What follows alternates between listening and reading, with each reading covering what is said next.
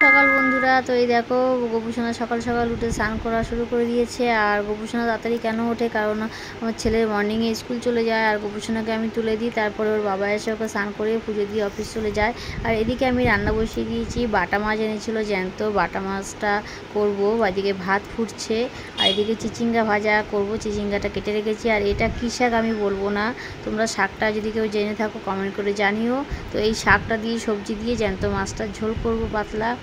আর এদিকে দেখো বড়মশাই পুজো দিচ্ছে, গোপুসোনাকে স্নান ফান করিয়ে তুলে দিয়েছে।